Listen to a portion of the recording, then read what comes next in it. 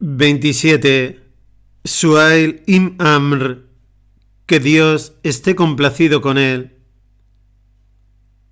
En la batalla de Badr, cuando Suhail cayó prisionero de los musulmanes, Umar ibn al-Khattab se presentó ante el profeta, Dios le bendiga y guarde, y le dijo: enviado de Dios, deja que le arranque los incisivos a Suhail ibn Amr, para que no pueda levantarse más y hablar contra ti después de este día. Desde luego que no, Umar, le advirtió el profeta, Dios le bendiga y guarde. No mutilaré a nadie, no sea que Dios me mutile a mí aun siendo un profeta. Y atrayendo hacia sí a Umar, el noble profeta le dijo: Umar, quizás Suhail haga en el futuro algo de lo que estés complacido. Suhail ibn Amr era un personaje prominente entre los Quraysh. Era listo y elocuente, y su opinión tenía gran peso entre su gente. Era conocido como Al-Hatib, el portavoz y orador de los Quraysh, y habría de desempeñar un importante papel en la firma del famoso Tratado de Hudaybiyah. A finales del año sexto de la Égira, el profeta y unos 1500 de sus sahaba salieron de Medina hacia Meca con intención de realizar la umra. Para proclamar que iban en son de paz, los musulmanes no llevaban armas de batalla y solo portaban sus espadas de viaje. Llevaban asimismo animales para el sacrificio para dejar claro que venían en peregrinación. Los Quraysh supieron en su avance e inmediatamente se prepararon para la batalla. Se juraron a sí mismos que nunca permitirían a los musulmanes entrar en Meca. Khalid ibn al-Walid fue enviado a la cabeza de un destacamento de caballería de Quraysh para cortar el avance de los musulmanes. El ejército de Khalid se quedó esperándoles en un lugar llamado Qurau al-Gamin. El profeta, Dios le bendiga y guarde, conoció anticipadamente la posición que ocupaba Khalid. Aunque estaba decidido a combatirles por todos los medios, de momento no deseaba tener un encuentro con las fuerzas de Quraysh. Entonces preguntó: ¿sabría alguien llevarnos a Meca por un camino distinto a fin de evitar a los Quraysh? Un hombre de la tribu Aslam dijo que él conocía uno y condujo a los musulmanes a través del abrupto territorio de Wará y luego en jornadas más fáciles hasta que finalmente se acercaron a Meca por el sur. Khalid comprendió entonces lo que los musulmanes habían hecho y regresó frustrado a Meca. El profeta, Dios le bendiga y guarde, acampó cerca de Hudaybiyah e hizo saber que si los Quraysh hacían alguna sugerencia de querer pactar por respeto a lo sagrado del tiempo y el lugar, él respondería positivamente. Los Quraysh enviaron a Budayl ibn Warqa con un grupo de hombres de la tribu Yusaha para averiguar la razón de la venida de los musulmanes.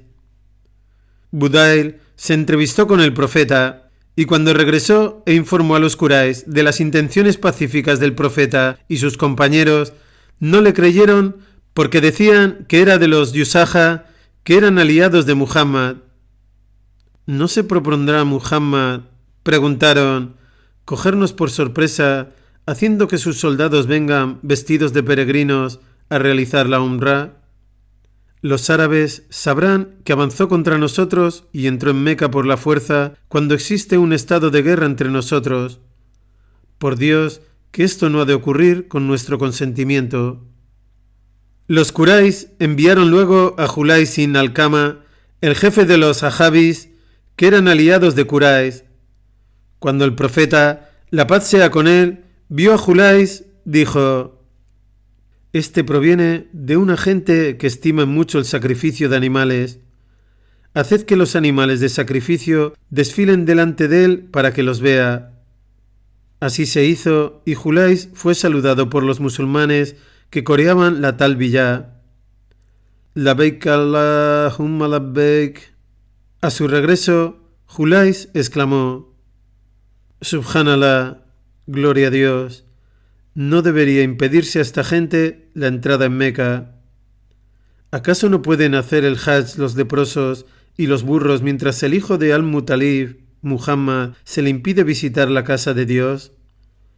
Por el Señor de la Kaaba, que los Quraysh sean destruidos. Esta gente ha venido a hacer la umra. Cuando los Quraysh oyeron estas palabras, se burlaron de él. Siéntate, no eres más que un beduino. No sabes nada de intrigas y conspiraciones. Urwan ibn Masud, el jefe Takafi de Taif, fue enviado entonces a evaluar la situación. Le dijo al profeta: «Oh Muhammad, has reunido a toda esta gente y has venido a tu lugar de origen. Los Quraysh han reunido un ejército y han jurado por Dios que no entrarás en Meca por la fuerza. Por Dios, ¿qué puede ser que toda esta gente te abandone?» Al oír esto, Abu Bakr se dirigió a Urwa y le dijo con desprecio: «¿Que le abandonemos? Pobre infeliz». Mientras seguía hablando, tocó con su mano la barba del profeta, Dios le bendiga y guarde, y Mughira bin Subá le golpeó en la mano diciéndole: «Quita la mano». Y Urwa respondió: «Pobre de ti, qué grosero y vulgar eres». El profeta sonreía. «¿Quién es este hombre, oh Muhammad?», preguntó Urwa. «Es tu primo, Al-Mughira bin Subá». «¡Qué perfidia!», masculló Urwa a Al-Mughira y siguió insultándole. Urwa examinó entonces a los compañeros del profeta, Dios le bendiga y guarde, vio que cada vez que se les daba una orden, se apresuraban a cumplirla. Cuando hacía sus abluciones, competían entre sí por ayudarle. Cuando hablaban en su presencia, bajaban la voz y no le miraban a los ojos por respeto. Al volver con los Quraysh, Urwa les hizo saber que estaba evidentemente impresionado. «Por Dios, gente de Quraysh, he visto a Corroes en su reino y he visto al César, el emperador de Bizancio, en la cima de su poder, pero jamás he visto a un rey entre su gente como Muhammad entre sus compañeros. He visto a una gente que no le abandonará por nada. Reconsiderad vuestra posición. Os está ofreciendo la guía recta. Acepta lo que os ofrece. Os aconsejo sinceramente. Temo que jamás habréis de obtener la victoria sobre él». «No hables así», dijeron los Quraysh. «Le obligaremos a volverse este año y el próximo podrá regresar». Mientras tanto, el profeta llamó a Uthman ibn Affan y le envió a entrevistarse con los líderes de Quraysh para informarles de su propósito al venir a Meca y pedirles permiso para que los musulmanes visitasen a sus parientes. Uthman debía también dar ánimo a los mustadafun, los musulmanes que vivían oprimidos en Meca, e informarles de que su liberación no tardaría ya mucho. Uthman entregó el mensaje del profeta, Dios le bendiga y guarde, a los Quraysh, y ellos insistieron en su determinación de no permitir que el profeta entrase en Meca. Invitaron a Uthman a que hiciese tawaf alrededor de la Kaaba, pero él respondió que no haría tawaf mientras se le impedía hacerlo al enviado de Dios. Entonces encerraron a Uthman y se extendió el rumor de que había sido asesinado. Cuando el profeta supo esto, su actitud cambió. «No nos iremos sin luchar», dijo. Reunió a los musulmanes para que diesen el bayá, un juramento de lealtad, de combatir. El pregonero anunció: «Oh gentes, al bayá, al bayá». Los compañeros se arremolinaron en torno al profeta, Dios le bendiga y guarde, que estaba sentado bajo un árbol, y le juraron lealtad de que lucharían. Poco después, sin embargo, el profeta supo con certeza que el rumor era falso. Fue entonces cuando los Quraysh enviaron a Suhaib ibn Amr, al enviado, Dios le bendiga y guarde, con instrucciones de negociar y persuadir al profeta de que regresase a Medina sin entrar en Meca. Suhaib fue escogido sin duda por sus dotes de persuasión, su temple y su inteligencia despierta, que son cualidades importantes para cualquier negociador. Cuando el profeta vio acercarse a Suhaib, adivinó inmediatamente el cambio de posición de los Quraysh. La gente quiere reconciliación, por eso han enviado a este hombre. Las conversaciones entre el profeta, Dios le bendiga y guarde, y Suhail se prolongaron por algún tiempo y hasta que finalmente se alcanzó un acuerdo de principio. Umar y otros se mostraron contrariados por los términos del acuerdo, que consideraban perjudicial para la causa del Islam y una derrota para los musulmanes. El profeta les aseguró que no era así, y que él jamás iría contra el mandamiento de Dios y que Dios no le abandonaría. Llamó a Ali ibn Abi Talib para que pusiese por escrito los términos del pacto. Escribe: Bismillahirrahmanirrahim. No conozco esta frase, exclamó Suhail. Escribe en su lugar: Bismika Allahumma, en tu nombre, oh Allah. El profeta estuvo conforme y ordenó a Ali que escribiese Bismika Allahumma. Luego dijo: escribe: esto ha sido acordado entre Muhammad, el enviado de Dios, y Suhail ibn Amr. Al oír esto, Suhail objetó: si yo aceptase que tú eres el enviado de Dios, no lucharía contra ti. Escribe en su lugar tu nombre y el nombre de tu padre. De nuevo, el profeta aceptó esto y ordenó a Ali que escribiese: esto ha sido acordado entre Muhammad, hijo de Abdullah, y Suhail ibn Amr. Han acordado un tratado de paz durante 10 años en los que la gente podría disfrutar de seguridad y se comprometen a no atacarse. Asimismo, todo aquel miembro de Quraysh que se vaya con Muhammad sin permiso de su wali, tutor legal, Muhammad lo devolverá a Quraysh. Y si alguien que está con Muhammad se pasa a los Quraysh, estos no estarán obligados a devolverlo. Suhail había conseguido salvar el honor de los Quraysh de Meca. Había intentado conseguir y había logrado un máximo de concesiones para los Quraysh en las negociaciones. Para ello había contado, sin embargo, con la noble tolerancia del profeta, Dios le bendiga y guarde. En los 2 años siguientes a la firma del tratado de Hudaybiyah, los musulmanes disfrutaron de un respiro del acoso de Quraysh y pudieron concentrarse en otros asuntos. En el año 8º de la Égira, sin embargo, los Quraysh rompieron los términos del pacto al apoyar a los Banu Bakr en una sangrienta agresión contra los Yusaja que habían elegido unirse al profeta como aliados. El profeta, Dios le bendiga y guarde, tomó esta oportunidad para avanzar sobre Meca, pero su objetivo no era la venganza. 10.000 musulmanes convergieron hacia Meca, a donde llegaron en el mes de Ramadán. Los Quraysh comprendieron que no podían ofrecer resistencia al ejército musulmán y menos aún derrotarle.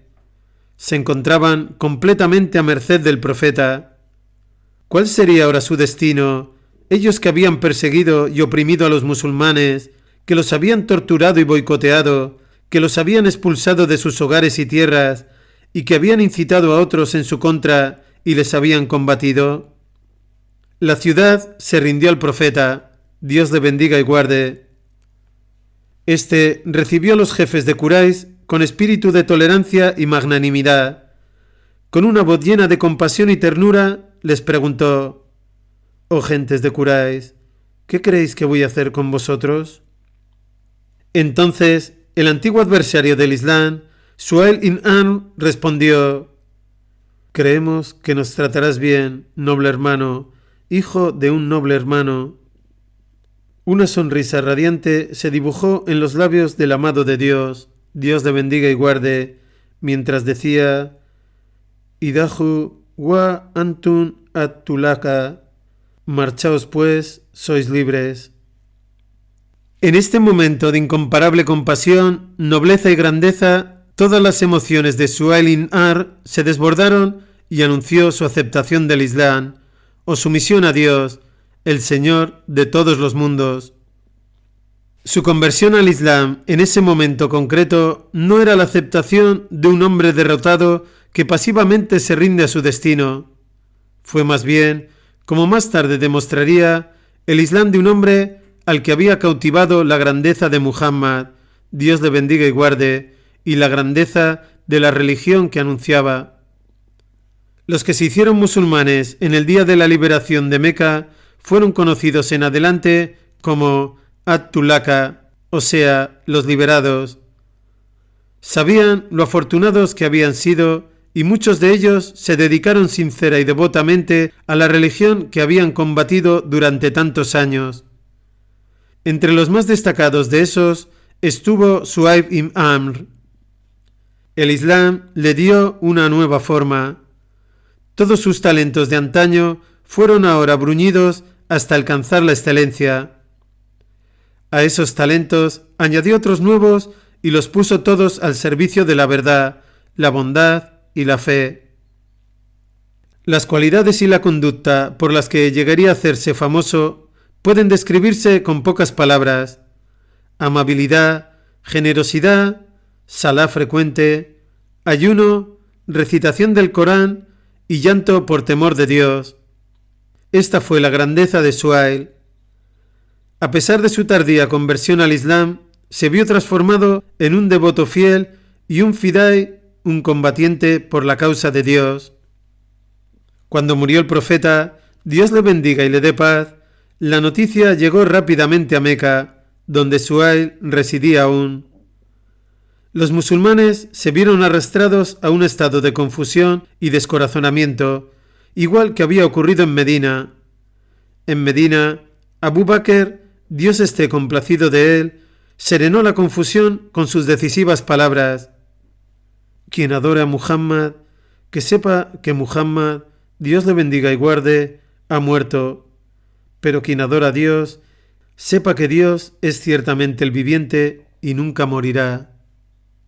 En Meca, Suhail realizó la misma función, consiguiendo disipar las varias ideas que algunos musulmanes habían concebido y dirigirles a las verdades eternas del Islam.